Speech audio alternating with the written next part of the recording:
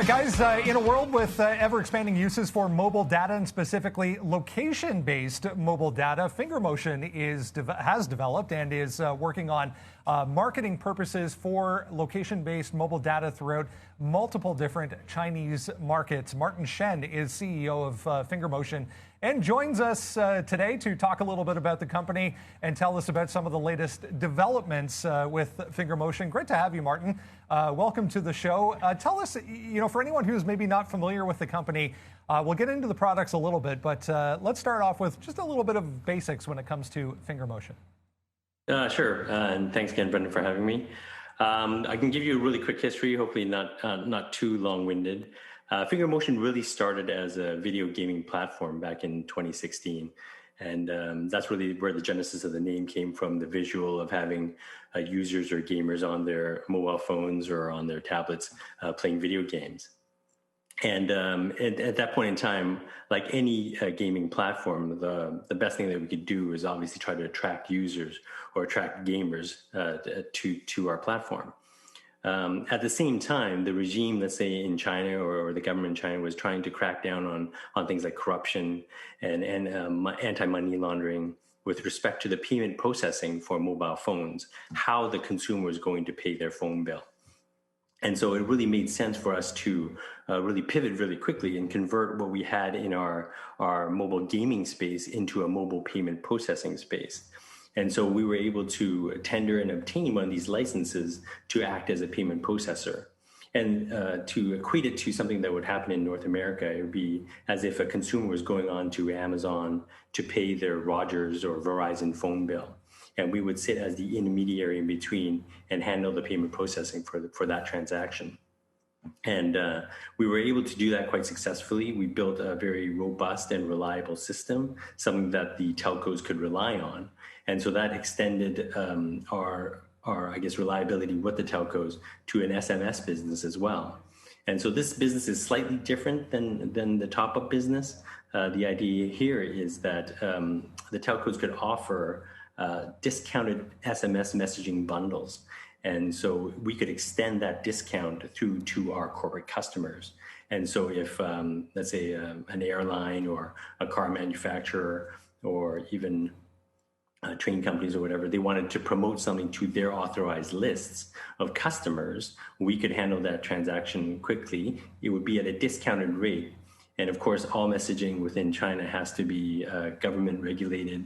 Obviously, it can't be spam, it can't have propaganda, it can't have any illicit materials or anything untowards the country.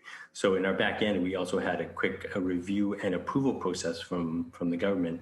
So that combined with the discounted prices, I think made it very attractive for our corporate customers to come to us and say, okay, we'll use your system to send out SMS bundles. So multiple different, yes, multiple different products to dig into here, and I want to get to them. But let's focus specifically on the data processing when it comes to insurance companies. Tell us, a fairly new venture for the company. Tell us about how that started and how that works.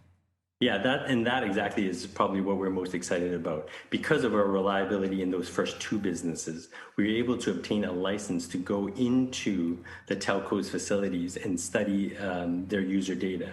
And you can imagine for companies like China Unicom and China Mobile, that database is about 1 billion, 1.5 billion users.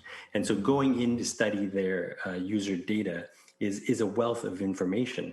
Now, that license isn't granted to everybody, but again, because of our history with the telcos, we were granted that license.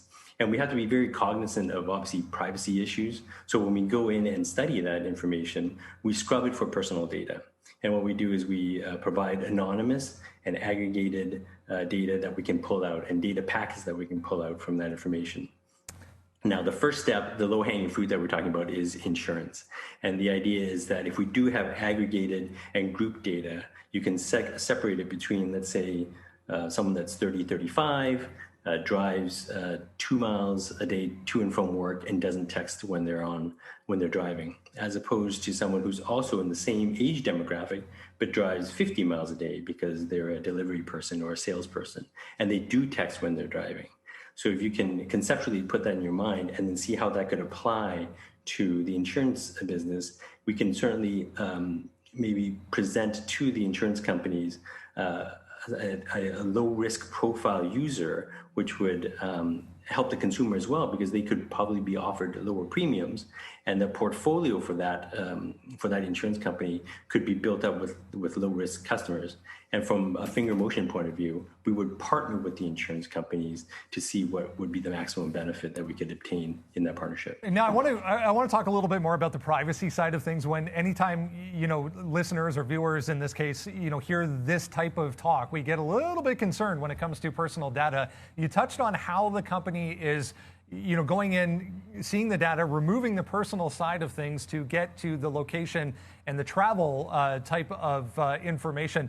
Talk a little bit more on how users in this case, or the actual cell phone users, are protected from a privacy standpoint. Well, I think that the privacy thing is one of the primary concerns for the company. We didn't want to get into a situation, I don't know if you remember a few years back with Facebook and Cambridge Analytica, where they were owning the data and then selling it off. So one of the big things for us is that we never own the data. The data ownership is retained by the telcos themselves. All we have the right to do is go in and study that data. And one of the first algorithms that our data scientists have put into that study is to make sure that we do scrub out that personal information. That when we do pull out the information, it's not the name and anything like that, but it's anonymous, and then it's also grouped and aggregated.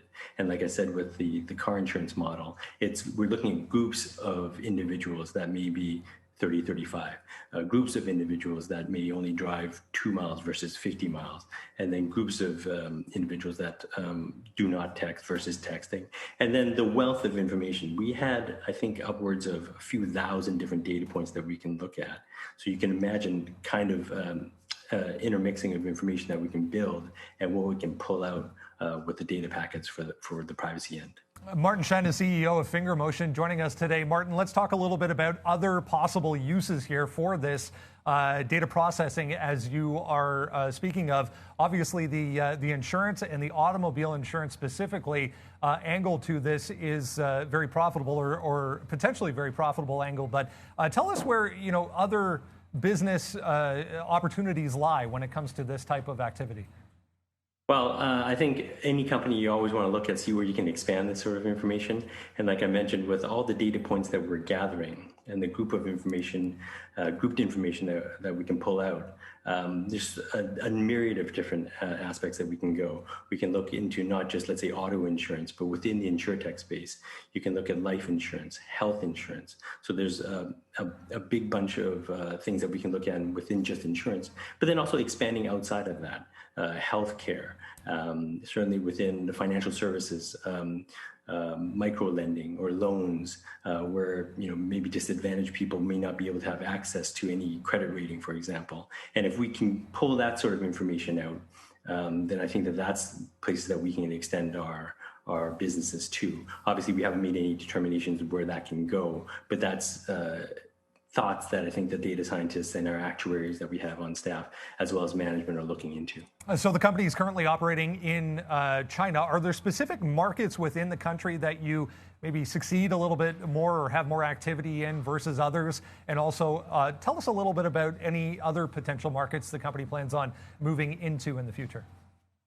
Yeah, so for all of our systems, the top-up system, the SMS system, and certainly the big data side, all of the platforms that we built, the idea behind it, of course, is that it's exportable. The idea is that we can take that platform, be it the big data platform or the top-up platform, and replicate it in other jurisdictions.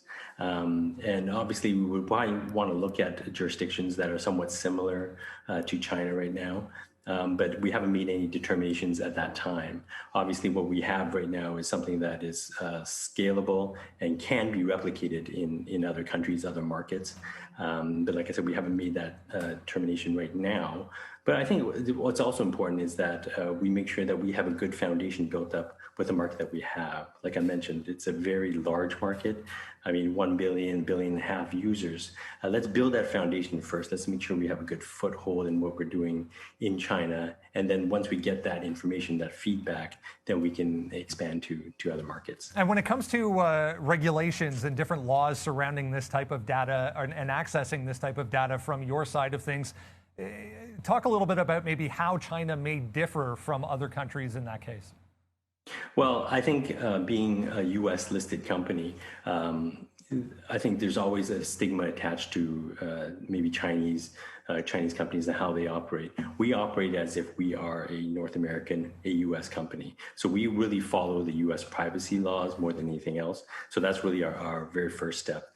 And then what else we can do to expand our market will follow a structure that's more North America based versus what is more China based. We respect the fact that we are operating within China, but one of the benefits I think that we have is that me being in Canada, for example, our board of directors are all outside China. I think most of them are either in Singapore, in Canada, in Australia. Our CFO is in Malaysia. So we have really a world view on how to operate the company, how to run the company. And so I think that differentiation helps us run a better company that kind of maybe will help us down the road. Yeah, the company currently listed on the OTC markets. FNGR is the symbol, guys, if you want to go check it out, Finger Motion. Any plans on a possible uplisting in the future? I think any company that's public, I think being on a senior exchange is always something that they want to look forward to if they can do it. Certainly the board and directors and myself would probably have to discuss that again. We were going to look at alternatives of being on a senior exchange. Right now, we're very happy with the goals that we've made moving up within the OTC markets. Obviously now the QX now, so we're at top tier, which means obviously more stringent regulations, more transparency, really, which is something that we're very proud of. And so wherever we go in the future, that's something that the board is going to have to look at. Martin Shen. Martin Shen, CEO of Finger Motion in the mobile data processing solutions side of things. Martin, a pleasure. It's a very interesting concept and one that I'm sure will just continue to grow in popularity and in demand. We appreciate your time today. Oh, thank you so much for having me. Talk to you again soon. You as well. There we go, guys. A little look at Finger Motion. Interesting concept, guys.